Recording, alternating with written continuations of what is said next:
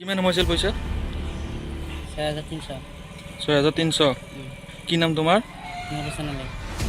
কাৰ পইচা সোমাইছিল তোমাৰ তাতে? মই তো নাজানো। তুমি গম নাপাও, কিন্তু তোমাৰ একাউণ্টত আছে পইচাটো? একাউণ্ট স্ক'ৰ কৰা লৈছে এইটো মই নাজানো। তুমিও নাজানা তোমাৰ একাউণ্টত কোনে দিছে?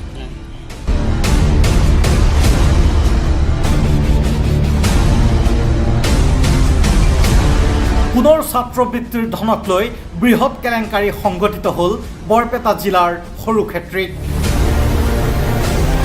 সংখ্যালঘু ছাত্ৰবৃত্তিৰ নামত কোটি কোটি টকা হৰলকি কৰিছে একাংশ মধ্যভোগী দালালে। সংখ্যালঘু ছাত্ৰবৃত্তিৰ নামত চেঙা প্ৰাথমিক শিক্ষা খণ্ডৰ অধীনৰ বিদ্যালয়সমূহত প্ৰায় 7 কোটি টকাৰ বৃহৎ কেলেংকাৰী সংঘটিত হোৱাৰ তথ্য প্ৰকাশ পাইছে।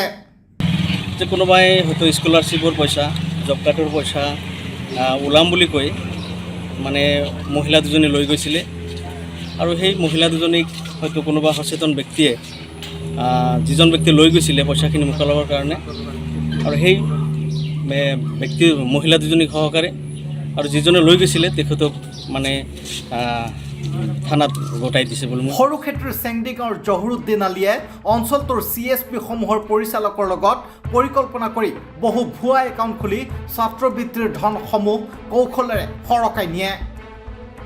কেইখনমান হাইস্কুল আৰু প্ৰাথমিক স্কুলৰ প্ৰধান শিক্ষকে এই CSP সমূহক অনলাইন আবেদন কৰাৰ বাবে নিজস্ব কোডবোৰ দি দিয়ে। ইয়াৰে সুযোগ লৈ একাংশ মধ্যভোগী দালালে বিভিন্ন লোকৰ নামত ভুৱা একাউণ্ট খুলি ছাত্ৰবৃত্তিৰ ধন কৌশলৰে সেই একাউণ্টত ভৰাই দি আত্মসাৎ কৰি আহিছে। চৰকাৰী নিয়ম মতে এই ছাত্ৰবৃত্তিৰ ধন বিদ্যালয়ত অধ্যয়নৰত ছাত্ৰ ছাত্ৰীৰ বেংক একাউণ্টত সোমাব লাগিছিল, কিন্তু এই দুষ্ট চক্ৰই অনলাইন কৰোঁতে ছাত্ৰ ছাত্ৰীবিলাকৰ বেংক একাউণ্টবোৰ নিদি নিজস্ব ভুৱা একাউণ্ট আৰু আত্মীয় স্বজনৰ বেংক একাউণ্টত এই জলপানীৰ টকাবিলাক ভৰাই দিয়ে। এইদৰে অতি কৌশলৰে ছাত্ৰবৃত্তিৰ নামত অহা কোটি কোটি টকাৰ কেলেংকাৰী সংঘটিত কৰা হৈছে। প্ৰতিখন স্কুলত এই মানে সংখ্যালঘু বসতি প্ৰধান এলেকাত যিমানকেইখন স্কুল আছে প্ৰত্যেকখন স্কুলত মানে ছাত্ৰ ছাত্ৰীবিলাকৰ কল্যাণৰ কাৰণে চৰকাৰে এটা জলপানীৰ ব্যৱস্থা কৰে। সেইটো হ'ল সংখ্যালঘু ছাত্ৰবৃত্তি নামেৰে নামাকৰণ কৰিছে, আৰু পইচাৰ সংখ্যাটো হৈছে 10,350 টকা এটা, আৰু এটা হৈছে 6,500। এই দুটা ভাগত ভাগ কৰি দিছে।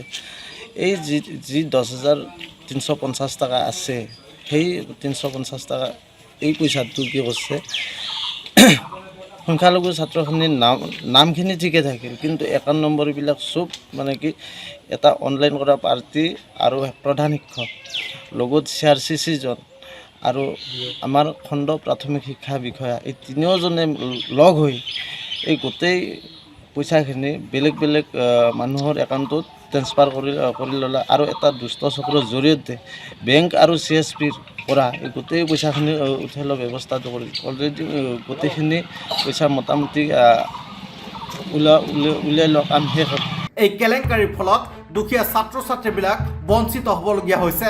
প্ৰাপ্ত তথ্য মতে একোজন ছাত্ৰ ছাত্ৰীৰ জলপানী ধনৰাশিৰ পৰিমাণ হ'ল 10,700 টকা। এই টকাখিনি ষ্টেট বেংক দিছপুৰ শাখাৰ পৰা প্ৰতিটো একাউণ্টত ভৰাই দিয়া হৈছে। ছাত্ৰ ছাত্ৰীৰ নামত অহা এই ধন সৰলকি কৰাৰ ক্ষেত্ৰত শিক্ষা বিভাগৰ বৰমূৰীয়া তথা এছাম শিক্ষকো জড়িত থকাৰ অভিযোগ উত্থাপন হৈছে। এটা বৃহৎ ভয়ংকৰ কেলেংকাৰী। ছাত্ৰ ছাত্ৰীসকলৰ যি ধন, যি আমাৰ স্কলাৰশ্বিপৰ ধন আহে, সেই ধন আত্মসাৎ কৰা হৈছে। এটা দুষ্ট চক্ৰ এইটো আচলতে বহু 3 বছৰৰ পৰা কৰি থকা বুলি আমি ইতিমধ্যে গম পাইছোঁ। গতিকে এই বিষয়ে অসম চৰকাৰে যি এটা কথা কৈ থাকে যে নিকা চৰকাৰ আৰু কেলেংকাৰী নোহোৱা চৰকাৰ, আমি ডক্টৰ ৰণোজ পেগু শিক্ষামন্ত্ৰীক আমি ক'ব বিচাৰিছোঁ যে আপুনি কি কৰি আছে? আপুনি এই যিখিনি আমাৰ সংখ্যালঘু ছাত্ৰ আছে তেখেতসকলৰ এই ধন আত্মসাৎ কৰাত কোন কোন জড়িত আছে, আৰু এই বিষয়ে আপুনি এখন তদন্ত কমিটি দি এই তদন্ত কমিটিৰ দ্বাৰা গোটেই দোষীক বিচাৰি উলিয়াওক। আমি ছাত্ৰ সন্থাৰ পৰা দাবী জনাইছোঁ, অন্যথা আমি আন্দোলন কৰিবলৈ বাধ্য হ'ম। আৰু কথাটো হৈছে যে আমাৰ যিবিলাক বিষয়া আছে, চৰকাৰী বিষয়া, সেইবিলাকক আচলতে নাকি লগাওক। তেখেতসকলে আজি যিটো কথা কৈ থাকে আচলতে সেইটো নহয়। তলে তলে যথেষ্ট কেলেংকাৰী ইতিমধ্যে কৰি আছে, আৰু পৰৱৰ্তী সময়ত এনেকুৱা কেলেংকাৰীৰ পৰা বিৰত থাকক, কাৰণ আমি এই কথাক গৰিহণা দিছোঁ আৰু কোনো মধ্যে সহ্য কৰা নহ'ব। অন্যথা আমি তীব্ৰ গণতান্ত্ৰিক আন্দোলন গঢ়ি তুলিবলৈ বাধ্য হ'ম, যেতিয়ালৈ মূল দোষী সাব্যস্ত নহয়। উল্লেখ্য যে আজি বিয়লি সৰুক্ষেত্ৰীৰ ব্যাকুচিত থকা ইউনিয়ন বেংকত ছাত্ৰবৃত্তিৰ ধন মোকলাবলৈ আহি ধৰা পৰিল ভুৱা ছাত্ৰ। বেংকত থকা স্থানীয় ৰাইজ আৰু বেংক বিষয়াৰ তৎপৰতাত এই সমস্ত ঘটনা পোহৰলৈ আহিছে। কিমান সোমাইছিল পইচা? 6300 6300। কি নাম তোমাৰ? মোৰ পইচা কাৰ পইচা সোমাইছিল তোমাৰ তাতে? মইতো নাজানো। তুমি গম নাপাওঁ, কিন্তু তোমাৰ একাউণ্টত আছে পইচাটো? মই একাউণ্ট ক'ৰ পৰা লৈছে সেইটো মই নাজানো। তুমিও নাজানা তোমাৰ একাউণ্টত কোনে দিছে? নাই পইচাটো আছে নে বেংকত এতিয়া? ওলাই মই খাই দিছোঁ। খাই দিছা পইচাটো? খুজিছিল মানে 3 দিনমান খুজিছিল, মই দিয়া নাই। কোনে খুজিছে? হা?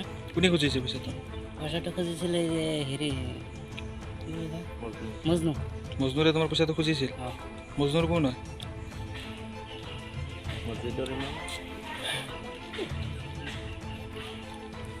মজনুৰ কোনে?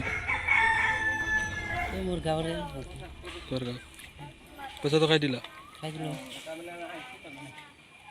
ভুৱা একাউণ্টৰ জৰিয়তে বয়োজ্যেষ্ঠ মহিলাই বেংকত টকা উলিয়াবলৈ আহোঁতে সন্দেহবশতঃ সোধা পোছা কৰাত উৰহী গোচৰৰ ওলাই পৰে। জেলত যাব লাগিব। না এইটোতো এৰ পৰাতো ৰিলিজ নাপায়, জেলত যাব লাগিব। থানাত ফোন মাৰ। আৰু এই ঘটনাৰ মাষ্টাৰ মাইণ্ড জহুৰুদ্দিন আলীসহ দুগৰাকী মহিলাক আটক কৰি আৰক্ষীক গতাই দিয়া হয়। উচিত তদন্ত কৰিলেই এই ঘটনাৰ সকলো তথ্য পোহৰলৈ আহিব বুলি মন্তব্য কৰে স্থানীয় ৰাইজে। অনলাইন কৰি চৰকাৰী টকা সৰলকি কৰা দুষ্ট চক্ৰটোৰ বিৰুদ্ধে আৰক্ষীক কঠোৰ হ'বলৈ আহ্বান জনাইছে স্থানীয় সচেতন লোকে।